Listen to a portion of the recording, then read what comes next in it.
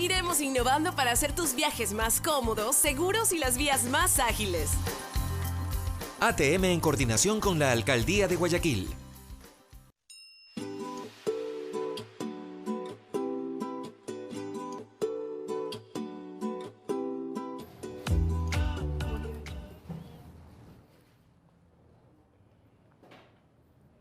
Muy buenos días, bienvenidos, ¿cómo están? Yo soy Anderson Boscan.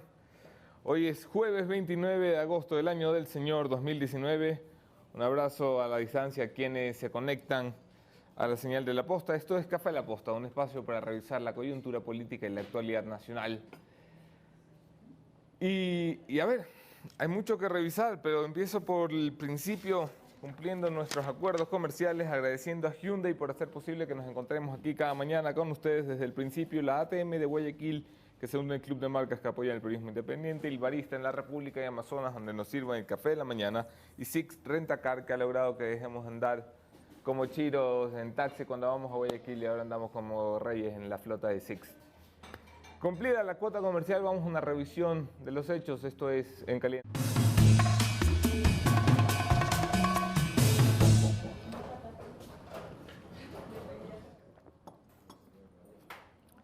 En Caliente, habrán despertado con la mala nueva, la dolorosa nueva, la triste nueva de que la paz se resquebraja en Colombia.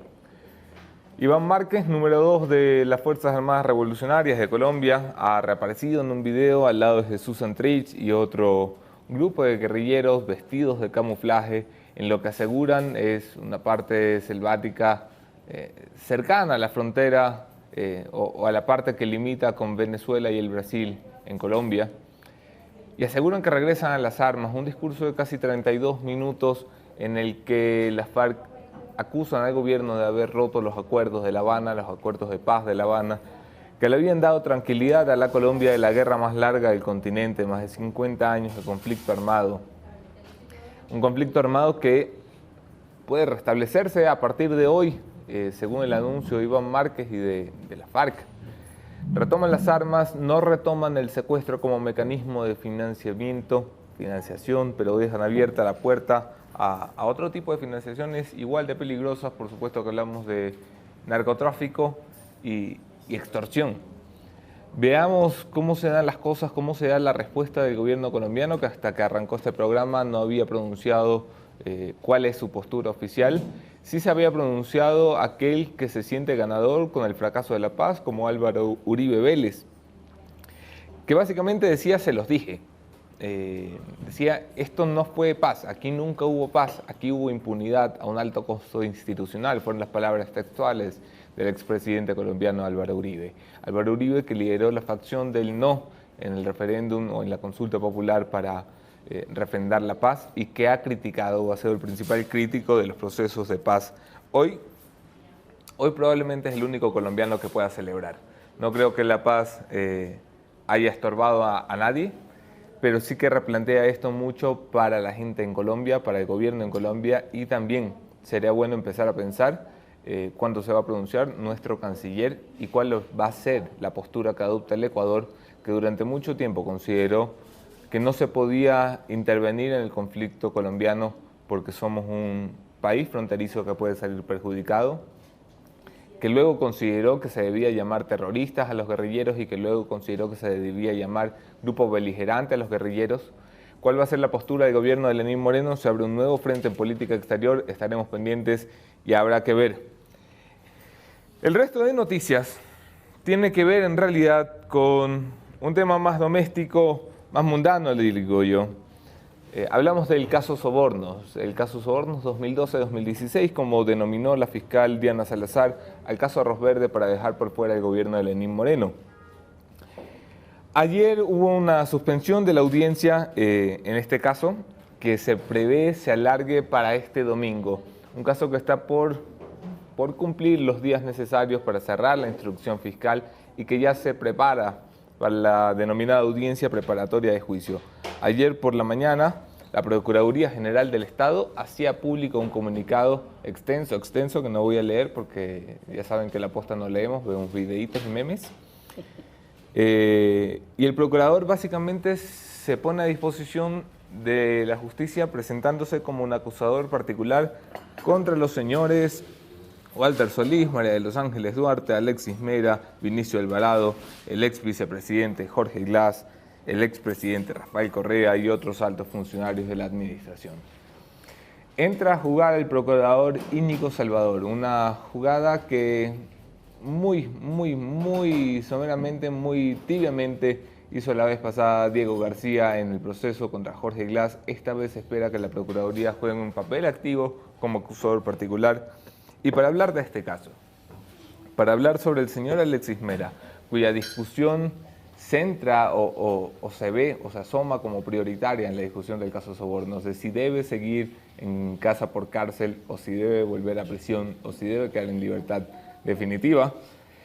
Tengo de invitado esta mañana al abogado Fausto Jarrín, es abogado de Alexis Mera en el proceso de Sobornos, también es abogado del expresidente de la República, Rafael Correa. Es un gusto darle la bienvenida. Por favor, quédense en la entrevista.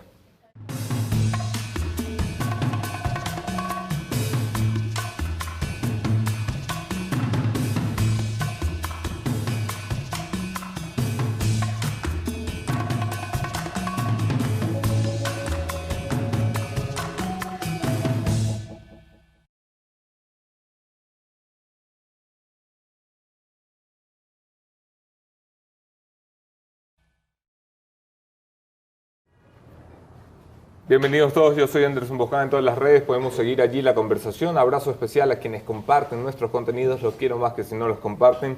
Bienvenido, doctor Jarrín, ¿cómo le va? Hola Anderson, ¿cómo estás? Buen día, un saludo para toda la audiencia de La Posta. Hombre, primera vez en el programa, pero entramos directito a la materia porque no tenemos tiempo para conocernos. ¿Qué corona tiene Alexis Mera para haber recibido un arresto domiciliario? Si su cliente, como dijo el expresidente Gustavo Noboa en un foro de Derecho en la Universidad de Especialidades Espíritu Santo de Guayaquil, ni está embarazado, ni es de la tercera edad, ni tiene una enfermedad incurable, aunque el expresidente creía que tenía una enfermedad incurable como la corrupción. ¿Cómo explica usted que él esté en la casa y no en la cárcel?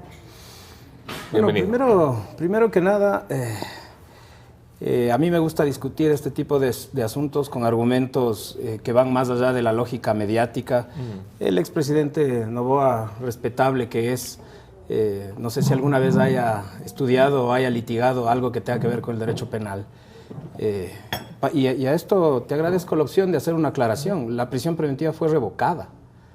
Alexis Mera está en arresto domiciliario no por un proceso de sustitución de medidas. Eso hubiese sido una decisión de la doctora Daniela Camacho en una solicitud nuestra de sustitución de medidas Claro, no le dieron sustitución de medidas cautelares. No es sustitución de medidas, fue una revocatoria de prisión preventiva y los jueces del Tribunal de Alzada, dentro de sus competencias, lo que decidieron es no ponerle en libertad, sino frente al hecho de que ya no existía la prisión preventiva, disponer el arresto domiciliario y mantener el resto de medidas.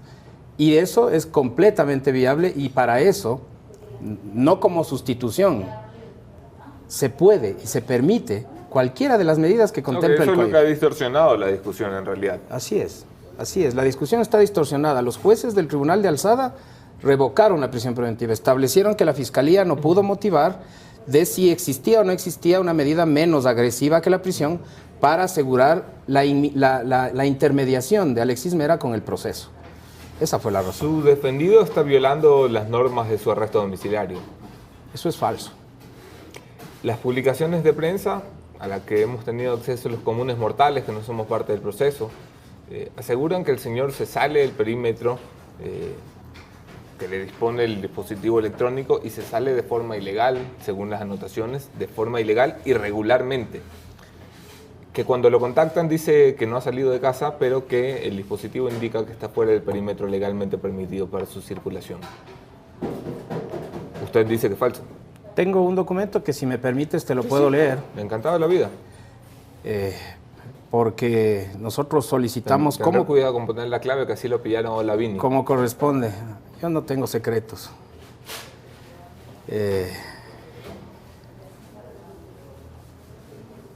Tengo un documento que se le solicitó a la policía justamente en relación y me entregaron, como tú puedes ver aquí, inclusive con las anotaciones, sí. Es un documento oficial de la policía, en donde solo quería leerte la parte de quien tiene a su responsabilidad y cargo la custodia de Alexis Mera. Cuéntenos. Dice con claridad, cuando se refiere al peticionario, se refiere a Alexis Mera. En lo que refiere el peticionario a que se le otorgue informes internos que acrediten que la denuncia sobre su posible fuga es falsa, al respecto se debe hacer conocer que no reposa en archivo de la unidad se haya reportado en los días 7 al 12 de julio del año en curso documento alguno realizado por parte de servidores policiales, custodios del arresto domiciliario, que haga referencia de aquello. Aquí están incluidos los anotaciones de la bitácora del día a día, de todo el tiempo que Alexis Mera ha estado ahí, en donde no vas a encontrar absolutamente ninguna novedad. Entiendo que esto es un documento de la Policía Nacional. Así es. Sellado por la Policía Nacional, pero entiendo que los seguimientos de el grillete electrónico están a cargo del Ministerio de Justicia y su personal dentro del Ministerio. A lo que me estoy refiriendo yo es a la publicación explícitamente de Teleamazonas. Allí fue donde lo vi, a lo mejor salió en otro lugar primero, me disculpan. Pero ayer salió una publicación, un reportaje, en el que se aseguraba que había documentación presentada por Fiscalía ante la Corte, donde se anotaba irregularidades en el grillete. Es decir, que quien esté controlando el grillete, que muy probablemente es el Ministerio de Justicia con el contratista, ha notado que el señor Alexis Mera sale del perímetro. A eso es a lo que me estoy refiriendo. El señor Alexis Mera ha salido del perímetro. Te aclaro una cosa. Obvio, tú lo sabes, pero el Ministerio de Justicia ya no existe. Quien está a cargo ahora de todo el asunto del monitoreo es este pedazo que le dejaron vivir, que se llama ahora SNAI, que es el Servicio Nacional para Adultos Mayores en Problemas con la Ley, me parece que se llama el servicio. Y efectivamente existió en algún momento un documento en donde hablaban de intermitencias en el monitoreo. Nosotros hemos solicitado que nos aclaren el asunto de las intermitencias y nos han aclarado que el monitoreo tiene intermitencias, pero que inmediatamente le llaman, le ubican y toman contacto con el resguardo policial para verificar si efectivamente existe esto. Lo que hubo en algún momento es una solicitud de la policía de que se les restrinja, por ejemplo, las visitas a cierta hora. A lo que la jueza, la semana pasada, me parece que fue el jueves, respondió que el arresto domiciliario es exclusivamente una restricción al libre tránsito, que es una garantía constitucional, y que no se podía restringir absolutamente nada más. Entonces, siempre y cuando esté dentro del ámbito del cumplimiento de la medida cautelar ordenada por los jueces del Tribunal de Alzada, realmente en lo procesal, ese asunto, esos pedidos de si incumple o no incumple, no se han tomado en cuenta ni se van a tomar en cuenta porque la restricción es específica, es al libre tránsito. Si en algún momento alguna intermitencia, vuelvo a decir, existió en el monitoreo, eso está solventado. Alexis Mera no ha puesto ni un solo momento en riesgo el cumplimiento de las medidas, ni lo va a hacer. No fue ese su interés nunca. Acuérdate que su oficina fue allanada cuando él estaba libre, él rindió versión cuando él estaba libre, a él le tomaron detenido después, casi un mes de haber iniciado el proceso y con un acto urgente. Vamos, a Fernandito Alvarado también lo agarraron de retenido y rindió versión libre y voluntaria. Mira si se echó a volar y está en Venezuela. La versión de Fernando Alvarado no fue ni libre ni voluntaria. Él la solicitó y el gobierno dispuso un operativo que parecía digno de cualquier película de Hollywood para traerle desde Manta cuando él tenía simplemente que llegar y rendir su versión. Entonces libre no fue. Voluntaria sí, porque él la pidió, pero ya el momento en que estaba aquí estaba conminado. Y después fue obligado, en ese momento por la exfiscal Palacios, a quedarse prácticamente detenido en la fiscalía hasta que ellos puedan organizar el asunto de la audiencia. Correcto, de formulación de cargos que, si no creo que te hayas olvidado, se realizó a la 1 de la mañana, salimos de ahí a las 6. La réplica sucedió con Alexis Mera. Ya, pero se echó a volar, ¿no? Esa es una responsabilidad específica y puntual de Fernando Alvarado. Tú sabes que para temas de prisión preventiva, los hechos por otras personas no pueden ser utilizados, eso es discriminatorio, no pueden ser utilizados para... Eso el juez no lo puede tener en cuenta, nosotros los ciudadanos lo podemos tener bastante en cuenta. Si uno del mismo grupo se echó a volar, es bastante posible, que además no ha sido solo uno, pero se echó a volar con grillete y todo. Es bastante posible que otro se eche a volar. El señor Alexis Mera no tiene planes de echarse a volar, según ha dicho públicamente en varias ocasiones y según manifiesta también su defensa. ¿Cuál es el plan de la defensa? Nosotros venimos planteando desde el inicio el vacío de verdad procesal, de historia procesal que tiene este tema en relación a Alexis Mera. Alexis Mera no tuvo ninguna relación jamás con Alianza País. Alexis Mera era el secretario jurídico de la presidencia, no tenía relación con la toma de decisiones del ámbito electoral, no tenía toma de decisiones en ninguna cosa que tenga que ver con candidaturas ni con campañas electorales. Por lo tanto, considerar que es suficiente motivación lo que dice una persona que ya está detenida y que está pretendiendo servirse de las prerrogativas que la cooperación eficaz genera en relación a la pena, no nos parece suficiente, por ejemplo, quizá para investigar. Efectivamente, la Fiscalía tiene el derecho a investigar todo lo que quiera, pero no nos parece a nosotros, y no le pareció al Tribunal de Alzada, fundamento suficiente, por ejemplo, para una prisión preventiva. Debería estar defendiéndose en libertad. Es por eso que nosotros estamos planteando todas las opciones que la ley nos da para que él se defienda. La medida de caución, ¿no? Sí, la medida de caución creo yo que era completamente posible que nos la nieguen. La Fiscalía y muchos de los jueces se acostumbraron y se han acostumbrado desde siempre. Esto no es de ahora ni es propio del correísmo, siempre ha sucedido. Yo vengo ya 17 años, casi 18 años litigando en temas penales y los jueces siempre han tenido mucho temor de ejercer realmente su jurisdicción como corresponde. Efectivamente, el Código Orgánico Integral Penal dice que la caución reemplaza la prisión preventiva. Sin embargo, la propia jueza ha establecido en providencias que la restricción al libre tránsito es una restricción a una garantía constitucional y mi solicitud de caución fue en ese sentido. Libéreme de la restricción de libre tránsito y permítame defenderme en libertad. La jueza utilizó estrictamente el tenor literal de la norma y me dijo que no era prisión preventiva y por lo tanto no la iba a aceptar. Eso es lo que dijo.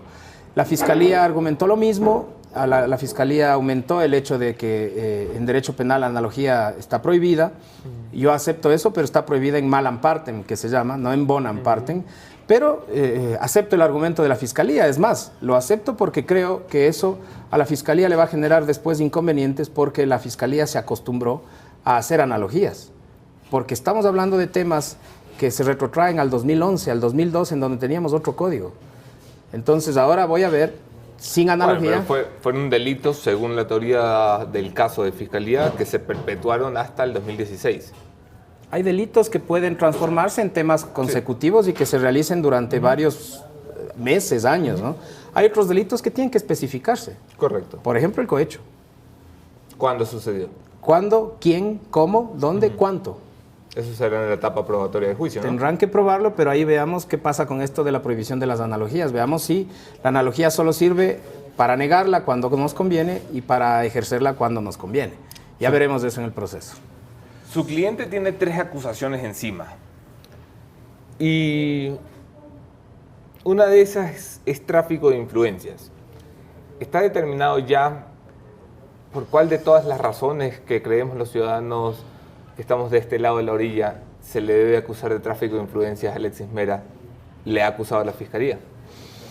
¿Cuál es el hecho de todo lo que tiene para escoger? ¿Cuál ha escogido para decir aquí hubo tráfico de influencias? Mira, Anderson, más bien te lo pongo así. Estamos hablando de un asunto que empezó siendo Odebrecht puso presidente. Entonces, eso empezó siendo supuestamente un esquema. No. El caso Sobornos empieza siendo Odebrecht puso presidente. No, para nada.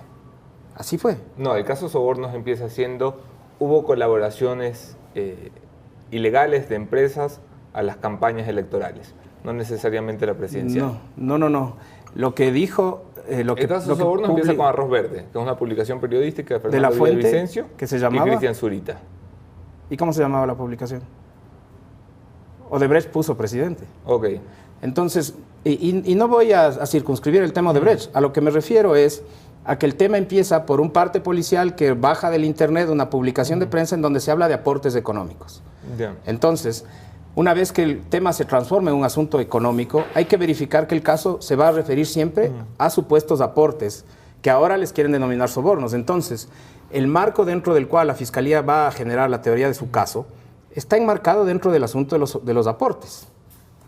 Valga la redundancia. ¿Qué es lo que sucede aquí? ¿Cuál podría ser el tráfico de influencias de Alexis Mera en un tema como estos. Además, tomando en cuenta que ya está el cohecho.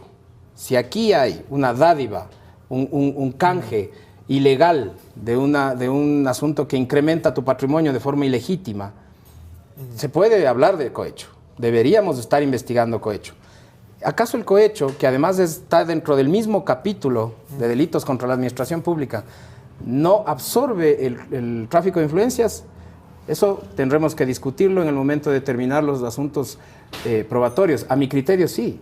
Puedes hacer cohecho o puedes hacer tráfico de influencias. El tráfico de influencias es entre funcionarios, uno de más alto nivel que el otro. Entonces, correcto, todavía no se ha discutido el rango de los funcionarios y a quién le traficó la influencia mera. Hay chats que yo creo que son la parte más mediática y serán la parte menos procesal del caso. Pero le pongo, por ejemplo, hablando de tráfico de influencias, los chats que tuvo con la señora fiscal Patricia Morejón, quien reconoció la veracidad de las conversaciones. Conversaciones donde una fiscal provincial habla con el secretario jurídico de la presidencia, básicamente para cuadrarse, pedirle órdenes y decir, dígame usted a quién dejamos por fuera y lo suelto a todos. ¿De qué año es el chat? Esto es 2017. Alexis Mera ya no era secretario jurídico de la presidencia. Hasta el 24 de mayo de 2017. Por eso habría que verificar de cuándo son estos chats. ¿Por qué? Es que bueno, ya que vamos a hablar de los chats, estos chats que a mi criterio han sido abusivamente materializados por la Fiscalía porque no tienen nada que ver con aportes económicos, no tienen nada que ver con las empresas. Coincido contigo plenamente, esto ha sido más un tema para los medios que para lo que va a hacer en lo procesal. Porque sí, yo no creo, yo no soy abogado, soy un tipo que usa sí, la pero lógica, pero no creo que lógico. esto sea una parte procesal No importante. Creo que esto sí sirve para los que habíamos creído y supuesto que Alexis Mera metía sus narices en la justicia. Ahora tenemos prueba documental de que así era. Prueba documental para la opinión pública, no para un juez. Efectivamente, yo no voy a discutir el derecho que tienen todos de haber tenido sus preconcepciones sobre lo que sucedía, pero en este caso puntual, lo que debía materializarse por parte de la Fiscalía tenía que ser estrictamente lo que estaba relacionado con el caso que se investiga y con los asuntos que se investigan. ¿Y por qué digo eso? Porque, por ejemplo, ese teléfono, el propio Alexis Mera otorgó a la Fiscalía las claves, demostrando la buena fe que tenía en que el proceso camine. Y son tampoco son es que chats. era un encriptador como Lavini que igual se le iba a abrir, vamos, Fausto. Sí, se lo abren, pero hay un montón de cosas que no hubiesen podido recuperar si no hubiese sido por la voluntad procesal de Mera. ¿Cómo qué? Mira, en la audiencia de explosión de servidores de ayer, en la tarde, en donde se recuperaron o se abrieron, por utilizar la palabra, los 7 teléfonos que había tenido durante todo su paso por la presidencia o por la Secretaría Jurídica de la presidencia Alexis Mera, la Fiscalía no va ni pudo materializar absolutamente nada. Son teléfonos que, como norma, como corresponde, cuando cambiaban de funcionario eran reseteados, volvían a cero, otros 2 han estado dañados. Entonces, las posibilidades reales de acceder a información de un teléfono celular cuando la persona no otorga voluntariamente la clave se reducen geométricamente. Entonces, él puso su voluntad en eso, él les dio la clave para que abran eso, pero obviamente él jamás imaginó que se iba a materializar chats que no tienen absolutamente nada que ver con el proceso. Entonces, ojo que ahí hay chats con el expresidente Correa, de quien Alexis Mera, no solo que es abogado, tiene una procuración judicial. Sí. Es decir, con esa revelación de chats, inclusive se ha afectado la reserva que existe en las conversaciones entre clientes y abogados. Por eso coincido contigo, esto en el proceso no va a determinar nada. La fiscal, en ese caso que tú me planteas, Morejón, no tiene absolutamente ninguna relación con el asunto del caso Sobornos 2012-2016. No están hablando de absolutamente nada que tenga que ver con aportes de empresas. Es difícil lo que te voy a preguntar, Fausto, porque eres el abogado de la defensa de Alexis Mera.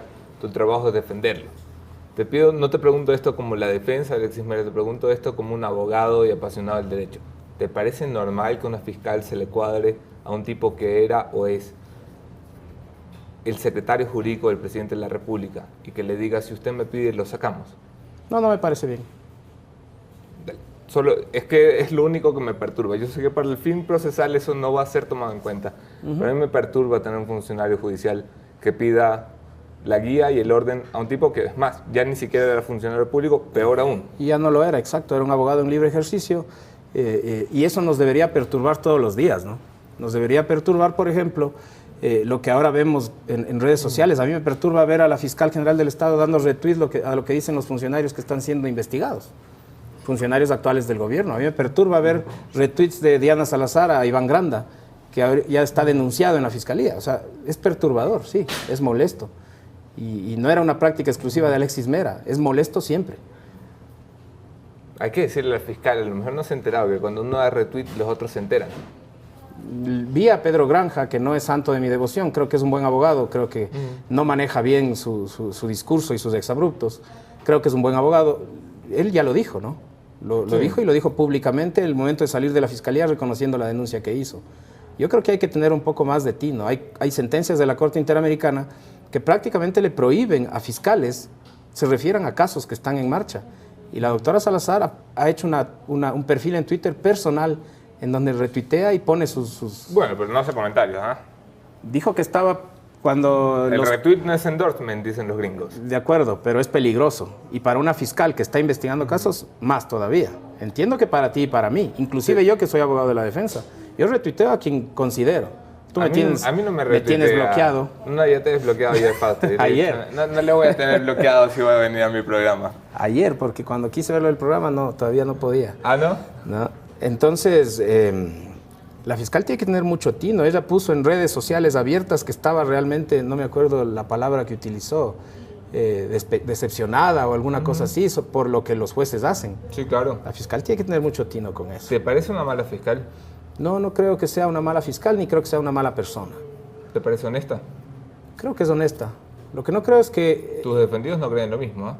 Eso es derecho de cada cual. Yo no tengo ninguna razón para pensar que es deshonesta. Lo que no creo es que está haciendo en este momento respecto de estos casos. Creo que en muchos otros casos que no están en la lupa pública, ella se desempeña mucho mejor. En estos casos, yo creo que la Fiscalía ha actuado con excesivo apuro. Creo que la Fiscalía ha actuado cumpliendo agendas. Y el momento en que, por ejemplo, quiere salirse de las agendas, le empiezan a salir los detractores que en su momento fueron amigos.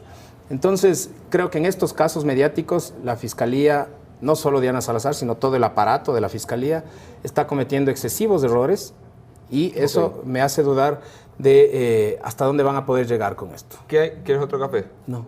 ¿No? Agua estaría bien. Agüita y otro café para mí, por favor. ¿Qué hay de la Corte Nacional de Justicia?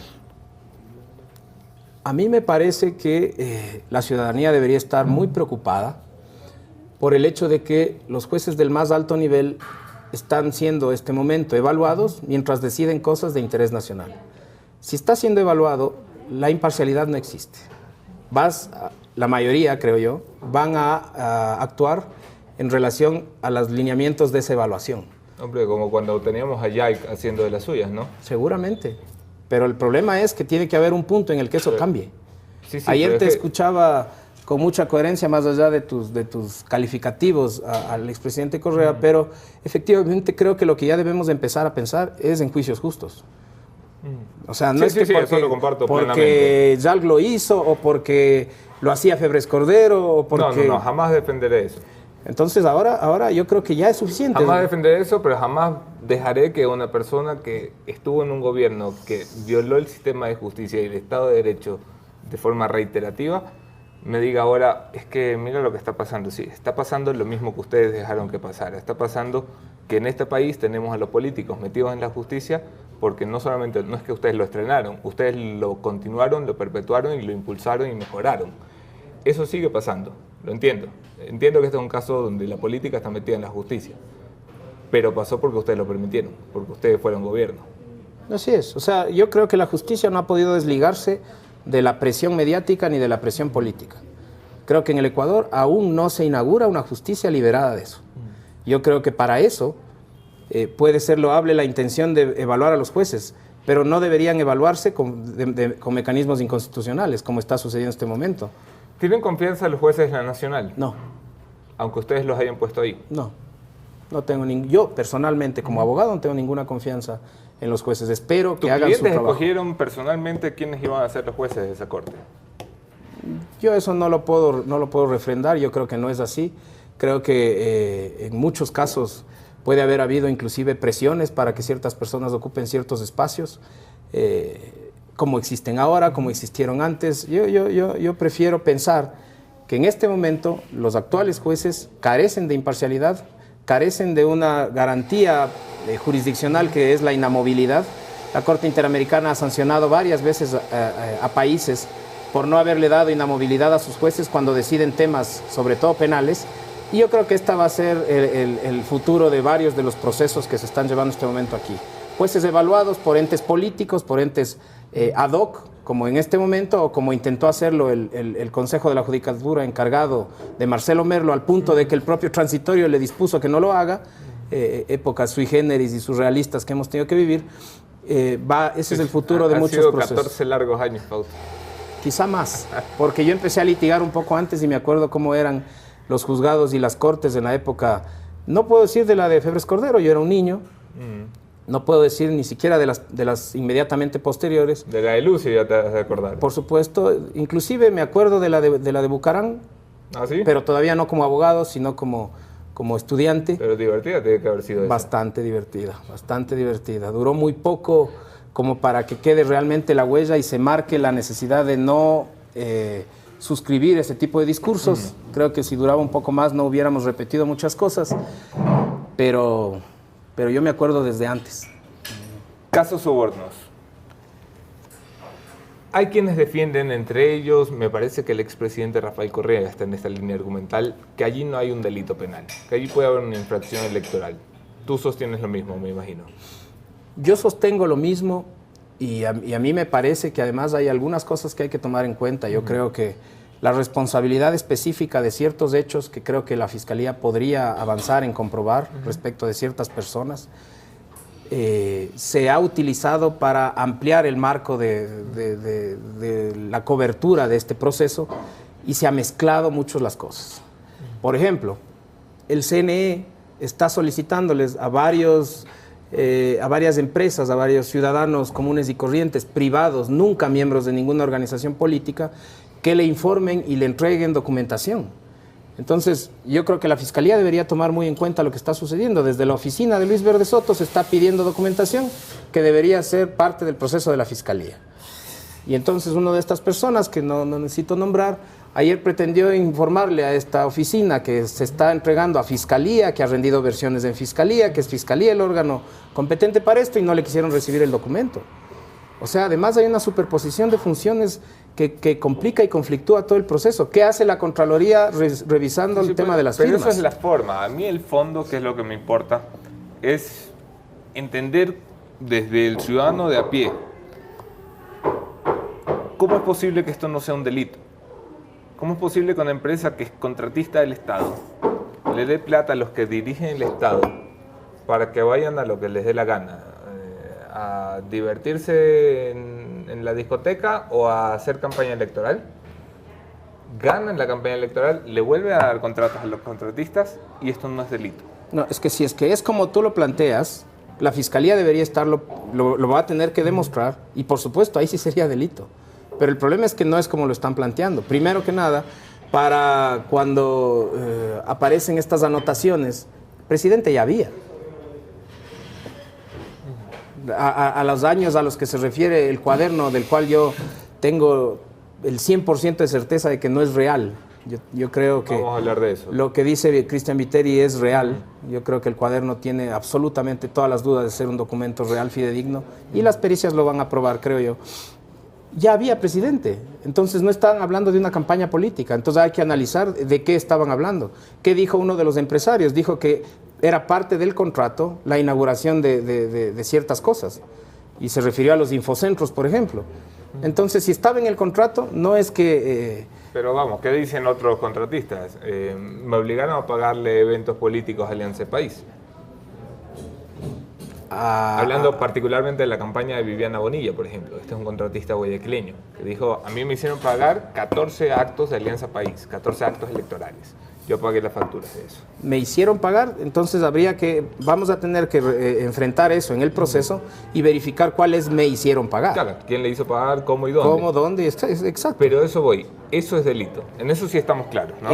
Hasta ese punto, Habría que definir si eso fue con una contraprestación ilegal para que sea delito, porque si no es infracción electoral, y suscribo el criterio inicial. O sea, ¿y tú crees que los empresarios van de idiotas a entregarle plata a los políticos a cambio de nada? No. O sea, me sobra plata, quería dejarle este milloncito aquí para su campaña. No es así. O sea, hay muy amable, hay consecuencia de varios actores empresariales, y no solo empresariales, hay consecuencia con lo que se va viviendo en el país de parte de un sinnúmero de gente. Los ciudadanos podemos hacer colectas, y los ciudadanos tampoco es que nos sobra, y vamos y yo quiero, o sea, hay cosas en las que creemos, hay cosas en las que pensamos, y de esa manera, lastimosamente en el Ecuador, todo ese tema de la persecución de los diezmos ha permitido que se considere que toda aportación es ilegal, que toda aportación debería ser penalizada. Obviamente estos abusos de parte de ciertos asambleístas que realmente dan vergüenza, que se hacen depositar en sus cuentas personales, ha generado que esa sea la sensación. Jamás en la vida vamos a defender eso, ¿no? Ni yo, jamás. Pero los aportes, los apoyos, son completamente legítimos. Y los apoyos y los aportes, inclusive para elecciones, para campañas políticas, son legítimos dentro de ciertos estándares. Eso es lo que se tiene que definir. Sí, para la campaña electoral específica hubo un aporte que fue generado como contraprestación a algo que era ilegal, es delito. Si el aporte no se reportó, si el aporte fue... Pero si no se reportó es porque tan legítimo no era. Efectivamente, pero hay que guardar coherencia entre qué es ilegítimo para el índole administrativo disciplinario y qué es penalmente relevante. Entonces ahí es donde vamos a tener la discusión. Hay cosas que yo creo que no estuvieron bien, pero hay que determinar si ese no estar bien implica que sea necesario recurrir a la sede penal o no a la administrativa sancionatoria o a la administrativa regular. Entonces todo eso ya es tema procesal, todo eso tiene que irse enmarcando dentro de la realidad del proceso. Y obvio, cada quien tiene derecho a tener su particular punto de vista, y a nivel de medios de comunicación entiendo el derecho que tienen de plantear sus posiciones cada cual. Pero en el proceso tiene que ser lo que es el proceso. Sí. Ahora todos entienden el derecho que tenemos los medios de comunicación. Desde que se fue Carlitos Ochoa, aquí hay mucha comprensión al ejercicio del periodismo. De algún periodismo, no de todo el periodismo. A mí nunca me gustó la forma en la que manejó Ochoa el tema de la Superintendencia de Comunicaciones. ¿Sí? No me gustó. A mí me parece que se excedió en el subjetivismo en cuanto a ciertos temas sancionatorios. Nunca estuve de acuerdo, por ejemplo, en toda esta onda contra algunas radios en donde había gente que quizá hablaba con un tono un poquito más alto. A mí ese tipo de cosas no me gusta ni me va a gustar. A lo que vamos, que ya no sé cuánto tiempo de entrevista llevamos. Ok, vamos a entrar en la recta final de la conversación. No quiero irme sin hacerte unas cuantas preguntas porque soy un tipo curioso. El expresidente Correa ha reconocido que básicamente, palabras más, palabras menos, jodido está que vuelva. Que si vuelve lo meten preso, dice. ¿Qué va a hacer? Nosotros vamos a seguir activando todas las opciones jurídicas, procesales que tenemos por delante para procurar, entre otras cosas, desvanecer la necesidad de la prisión preventiva que pesa sobre el expresidente Correa en el caso Balda, que realmente es la única orden de prisión. Sin que venga. Por supuesto, procurar que él pueda venir con la conciencia de que va a venir a defenderse en libertad. ¿Por qué le tiene tanto miedo a venir? Porque no creemos en este momento en la imparcialidad y en la justicia libre. Creemos que la justicia, desde la Fiscalía, inclusive en los jueces actuales... Lula tampoco creía en la justicia, pero se quedó. Se quedó y dijo, yo me quedo aquí, no ando de valiente cuando tengo el poder y de cobarde cuando no lo tengo. Y va 600 días preso cuando además está ya prácticamente en la conciencia de todos. Y la peleó. Que los jueces pero mira cuadraban con los fiscales y con los investigadores para armar cuando salga el Lula, tema. seguro que le va de lujo en las elecciones. Y se lo merece, porque se quedó. El otro, ¿por qué no viene, viejo? Además, tú le conoces mejor y tú eres parte del círculo íntimo, pero yo tengo un amigo entre vosotros que me aseguraba que Lula mandó un mensaje cuando Correa empezó a tener problemas legales y Lula le recomendaba que se quedara en el país y que enfrentara la justicia, aunque fuera injusta. ¿Por qué no lo hace? Ahí están muchas razones personales que yo las respeto, no son tema mío. ¿Pero te las ha contado? Sí, pero no son tema mío. Ok. Y están, por supuesto, las razones fácticas.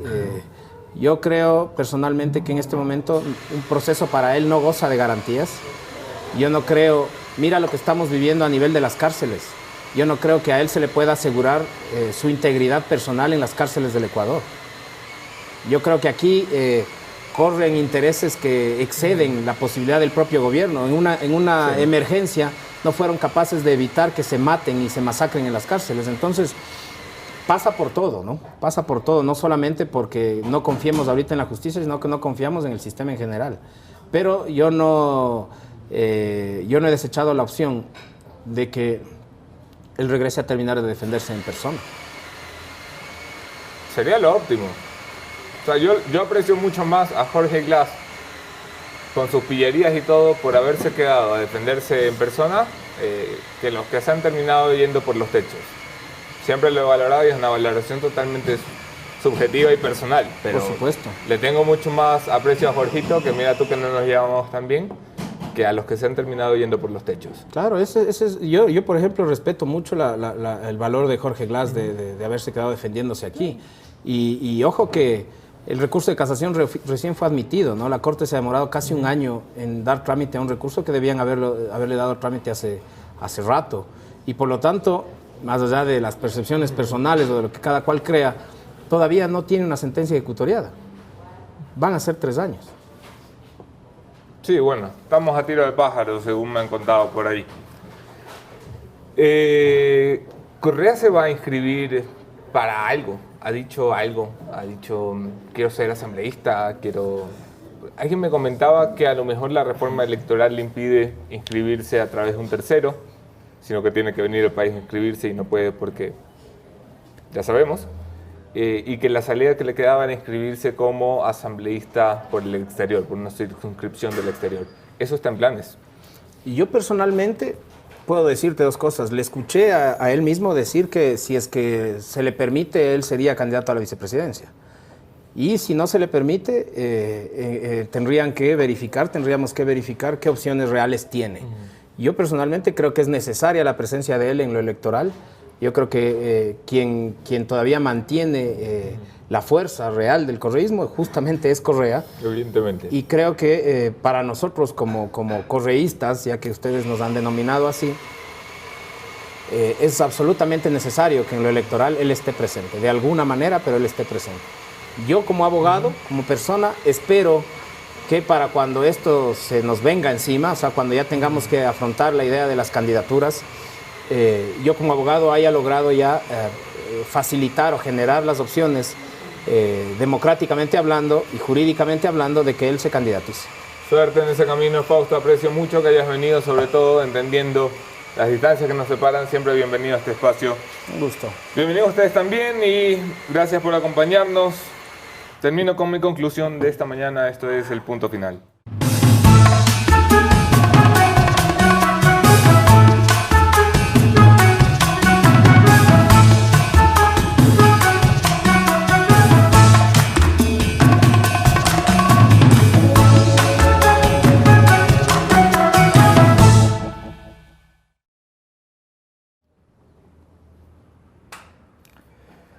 En los pasillos de la política, que es donde se cocina la política antes de convertirse en política, se anuncian ya reformas electorales que podrían impedir la participación de Correa para cualquier dignidad, no solamente la vicepresidencia que estaba en sus planes. Algunos intentan incluso instalar la idea de impedir su candidatura como asambleísta, aún por circunscripción del exterior. Graso error, tremendo error, patético error sería que este país opte por las mismas prácticas que tanto criticamos. Los autócratas no son los que están en el poder cuando Correa era presidente. Los autócratas son los que están en el poder y no quieren que otros tengan participación legítima y democrática. Si el correísmo sigue siendo una fuerza política, como lo es, si sigue estando incluso arriba en las encuestas, como lo está, y si hay chance de que regrese al poder, no será por culpa de la gente que se equivoca. En realidad no es la gente la que se equivoca, los que se equivocan son los que están en el poder y no saben arreglar los problemas que había que arreglar para la gente. Así que no se limpien la incompetencia de los que hoy están mandando a punta de artimañas legales que obstruyan la participación democrática de fuerzas que, aunque no nos gusten, son las que construyen la democracia. Si solo estuviéramos los que nos gustan, jodidos estaríamos. Aquí nos vemos mañana, otro tema, otro entrevistador y otro entrevistado. Yo me voy en mi Viernes Franco, parezco Alfredo Pinargote en Ecuavisa, solo que gano como mucho menos. Gracias por acompañarnos, ahí se ven.